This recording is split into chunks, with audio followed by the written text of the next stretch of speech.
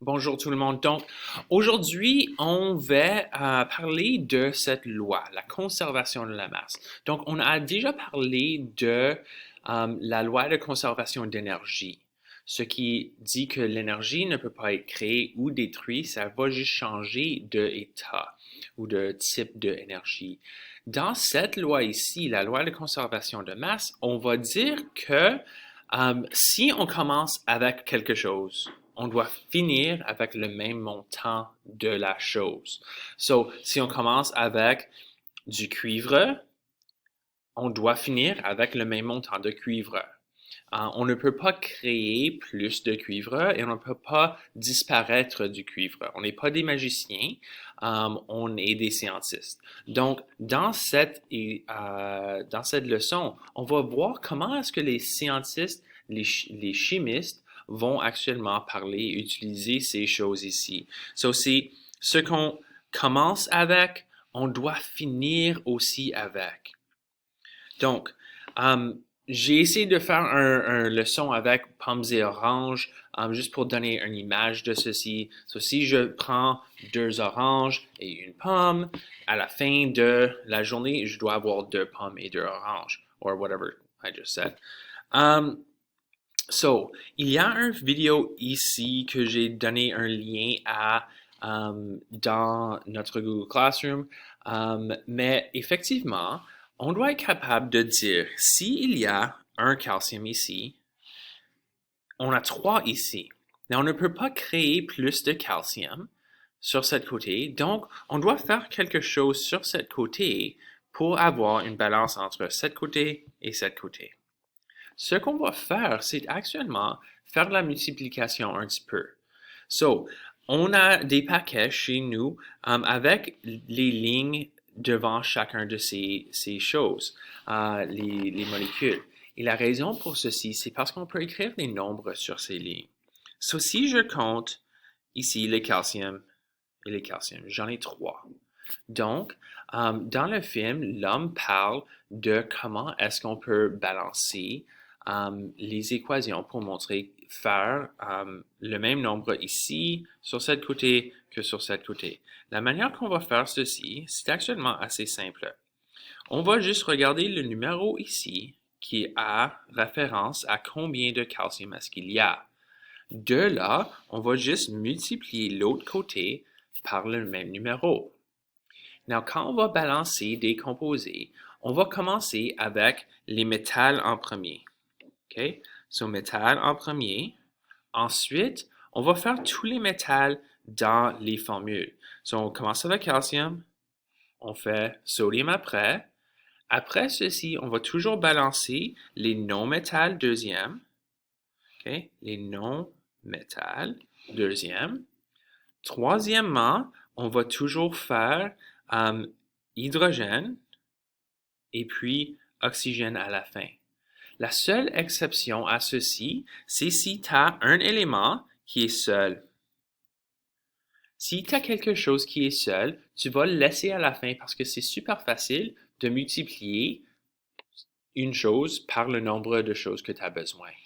So, si on commence avec ceci, chaque fois qu'on va faire un changement dans une formule, c'est-à-dire que quand je vais ajouter le 3 ici, cette 3 multiplie toutes les choses en arrière de lui par le numéro qu'on multiplie ici. So, si on a 3 calcium, ça c'est pour balancer le calcium qui est ici.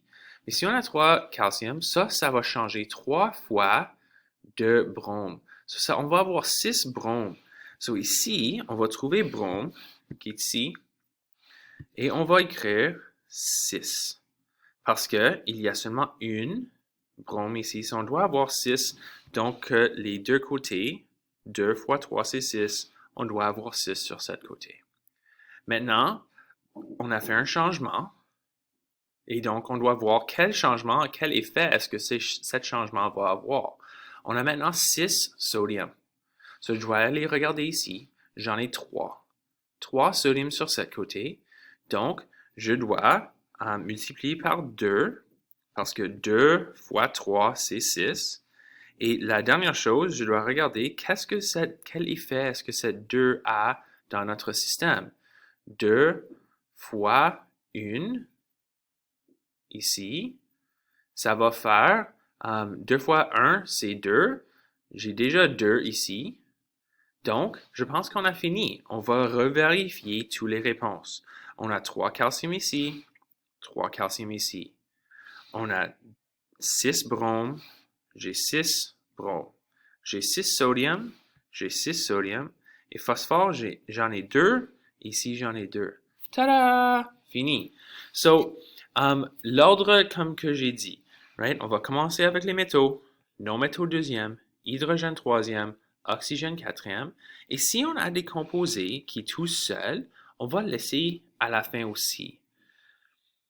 So, si on veut faire ceci, ça c'est la... Est-ce que c'est la même? Yeah, so, c'est exactement le même qu'on a juste fait. So, on va sauter celle-ci. Celle-ci, c'est assez facile, right? Je regarde les métaux en premier. Est-ce qu'il y a des métaux? Non. Est-ce qu'il y a des non-métaux? Oui, ici et ici. Mais hydrogène, c'est un des celles qu'on ne veut pas regarder. Donc, les non-métaux prochains. So, on a 2 fluor. So, on va 2 fluor ici et 1 fluor ici. So, on va mettre un 2. Cette 2 va affecter le F et ça va affecter le H qui est en arrière aussi. Donc, on va vérifier. On a maintenant 2 hydrogènes et sur ce côté, on a déjà 2 hydrogènes. Cette question est balancée. Même chose ici. On a un potassium, les métals en premier. On a un potassium. Parfait. Prochain élément, c'est les non-métals. Sur nitrogène, on a 1 et 1. OK, on est content. Oxygène, sur ce côté, on a 3 oxygènes. Sur ce côté, on a 2 oxygènes ici et le plus, on a 2 oxygènes ici. Now, on va voir plusieurs fois pendant qu'on fait les balancer les équations. Il va y avoir des instances où on va avoir un nombre impair sur ce côté, comme 1, 3, 5, etc. So, quand on a cette cas, la seule chose que je veux que tu commences à essayer de faire, c'est quand tu vois un nombre impair, je veux que tu le multiplies par 2. Ça va te donner un nombre pair et c'est beaucoup plus facile de travailler avec, balancer des équations avec des nombres pairs. Donc ici, j'ai fait un changement pour oxygène, pour le satisfaire. Mais une fois que tu fais un changement, tu recommences au début avec les métals. Donc, tu as 2 potassium. J'ai seulement une ici. Donc, je vais faire 2 à côté pour satisfaire potassium et potassium. J'ai maintenant 2 nitrogène et j'ai 2 nitrogène. Oxygène, maintenant j'ai 3 fois 2, c'est 6. Ici, j'en ai 4. Ici, j'en ai 2. 4 plus 2, c'est 6. Tout le monde est content. On peut continuer. So, pour vous maintenant, les questions ici sont déjà faites en formule. S'il te plaît, essaye de faire ceci tout seul, vous-même, pour balancer les équations. Dans cette section ici, je veux que tu prennes le temps de essayer d'écrire les formules comme en haut, les formules ici, et en formule et balancer les équations. C'est important parce que l'année prochaine, tu es responsable pour être capable de prendre une phrase comme ceci, écrire la formule, la balancer, et plus, tu vas être capable de calculer le masse de combien de cet dioxyde d'azote est-ce qu'il va être produit, etc. Donc, pesez pause sur la vidéo et on va se revoir la prochaine fois. Viens me voir si tu as besoin d'aide et on va de là. OK, bonne journée.